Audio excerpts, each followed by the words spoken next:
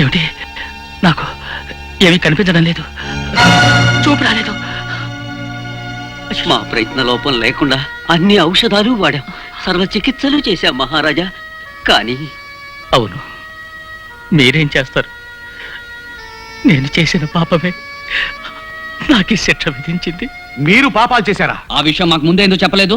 అనవసరంగా లక్షలు ఖర్చు పెట్టామే. ఏం సోదర దక్షిణ్? అవును సోదరు ఉత్తర్. కనుక ఓ జనక్, అనగా ఓ తండ్రి, మీరు కీర్తిశేషులు అయ్యే వరకు హాయిగా విశ్రాంతి తీసుకోండి. ఈ రాజ్యపాలన మేమే సాగిస్తాం. దుర్మార్గులారా, మీ తల్లి పోయిన నాటి నుంచి అతి గారాభంగా పెంచి పెద్ద చేస్తే మీరేం పెరిగించలేదు, మేమే పెరిగాం కనుక మేమే పాలిస్తాం. మూర్ఖులు, మీరు రాజ్యపాలన చేయడమా? ఏ ఆవులు గేదెలు సైతం కొంతకాలమే పాలిస్తాయి, కానీ మీరు మాత్రం ఇంత వయసు వచ్చినా ఇంకా పాలిస్తూనే ఉన్నారు. మరి మేమెప్పుడు పాలిస్తాం? చూడండి జనక్. పాపం చూడలేరు కదా ఉత్తర్. ఓహో, అయితే వినండి జనక్. ఆ, ఈ రోజు నుంచి మేమే సింహాసనం అధిరోహించి, అనగా ఎక్కి.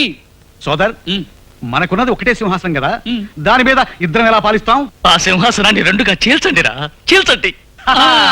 చీల్చి చెండాడుతాం, చెండాడి పాలిస్తాం, పాలించి లాలిస్తాం, లాలించి చూపిస్తాం.